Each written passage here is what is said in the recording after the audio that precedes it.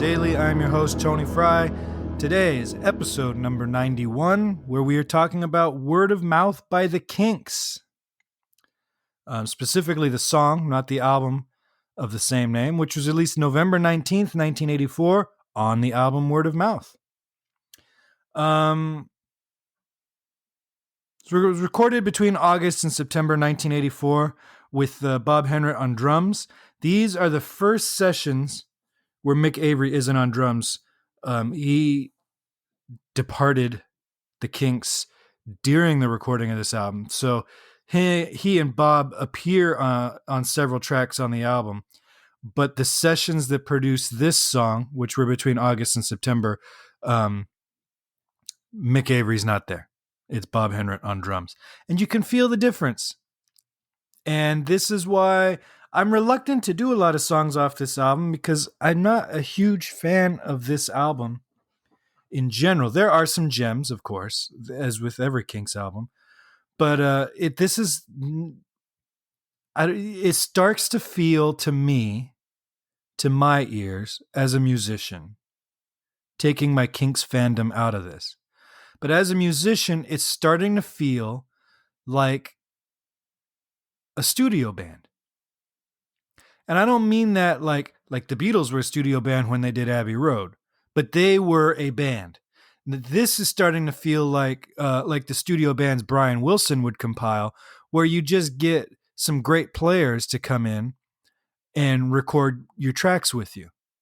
And so it feels to me like it's Dave and Ray, the Kinks, with a studio band behind them, because it feels, and some of this can be attributed to the production style of 1984. I admit that. But it feels like guys that go in and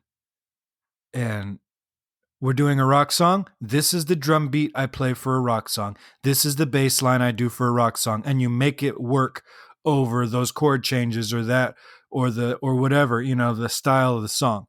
Now we're doing a country song. This is my guitar part for country songs. This is my jazzy drum sound, right? It sounds like guys that they are just meant to churn out track after track after track. And that's not to diminish them as musicians. You have to be an amazing musician to pull that off. But in a lot of those cases, because they don't play together with the band on a regular basis, because they don't have a history of developing that musical instinct that longtime bands have, that Mick Avery had with Ray and Dave.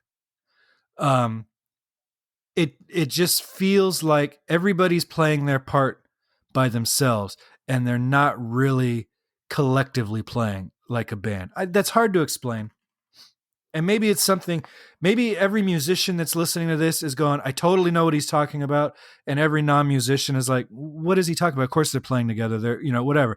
But it's just, there is a disconnect between when five people who are great musicians get together to just read the sheet music and put down a recording.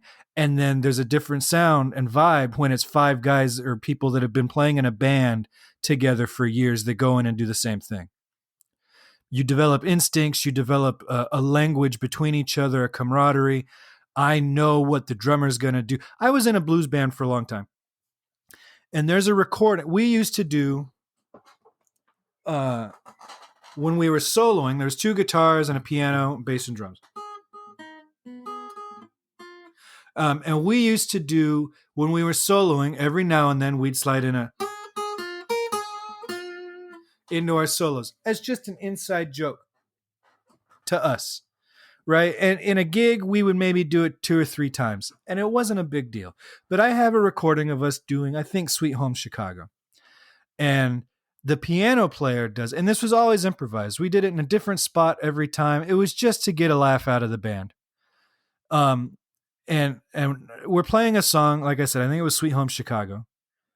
And the piano player, in the middle of her solo, drops one of these little tags in it.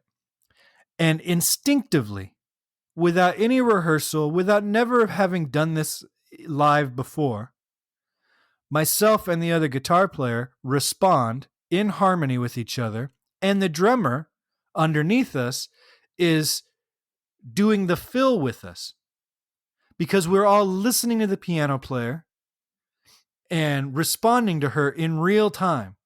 And because we were all so instinctively players that instinctively knew what each other was capable of, what each other could do, we responded to that little lick in her piano solo with what seemed to be like a rehearsed moment. And it wasn't. And you don't get those kinds of moments when you're just hiring a guy to come play on your session. Now, obviously, Bob Henrit, great drummer, and would go on to tour with the band and play with them for a while. And all these guys, they didn't use studio guys. Typically, they used guys that would go on the road with them.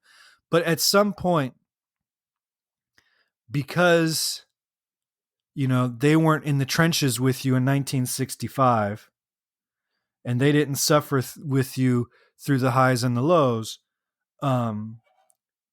it's harder to develop that instinct. By the time Bob Henrit joins the band, they are a polished machine, and there's not a lot of room for that instinct to develop.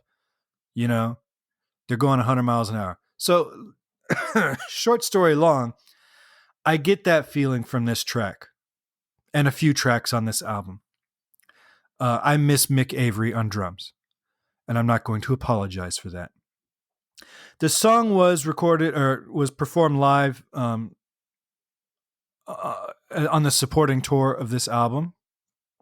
In my opinion, should have had one less verse and a proper guitar solo. Dave starts to get to shred in the last few seconds of the song as the tempo speeds up, and he gets to start showing off. This song in particular needs a shredding guitar solo, because there's not a lot going on. It is, for the most part, in two chords, G and D. If you go to kindakinks.net, we love those guys. Dave Emlin does a great job over there. He's got the chords to this song. I think they're wrong. They list it as a G to a G sus4. It's actually a G to a D chord. I'm sorry, a C chord. And remember, we talked about this on I've Got a Feeling by the Beatles. This little lick where you play a chord across the fret. So like an A chord, right? And then you go like that.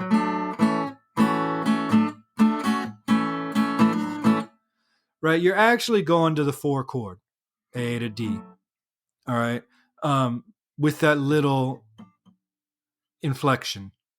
So you're technically going to another chord, but it's not functioning as another chord. It's actually just functioning as just a harmonic movement within the melody.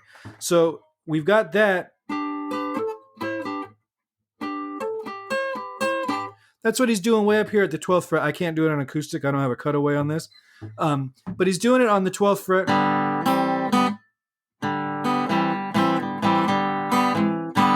That's all it is. And then later in the song, you hear he switches to, he's playing it on the 3rd fret, the G chord. And this is the same move, but it's different fingerings.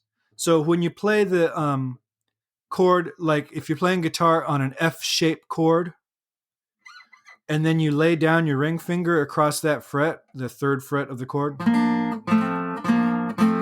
you're doing the same thing. So this,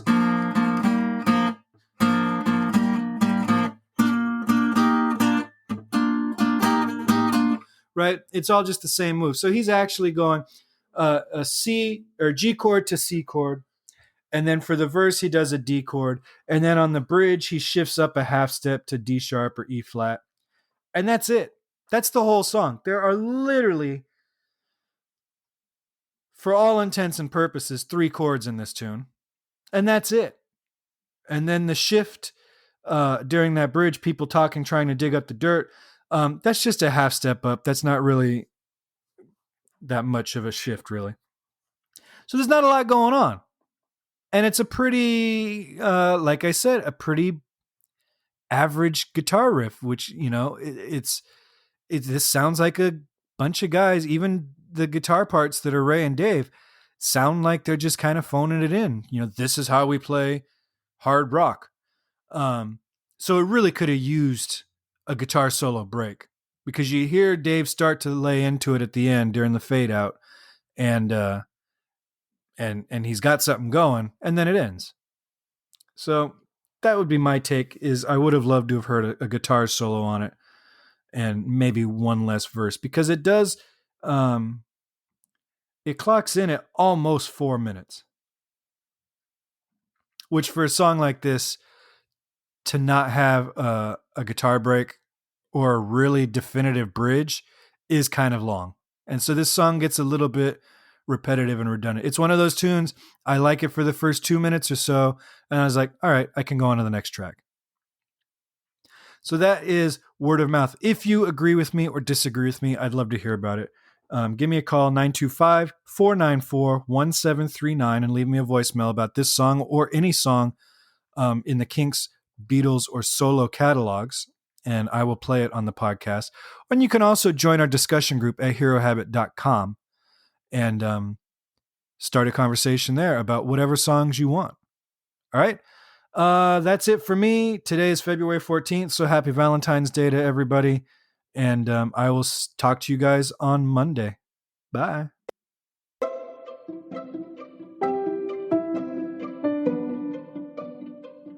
This podcast is presented by the Hero Habit Podcast Network. Swing by HeroHabit.com today to comment on this episode and poke around our growing database of sports and pop culture news, reviews, and collectibles. HeroHabit.com. Collect your heroes.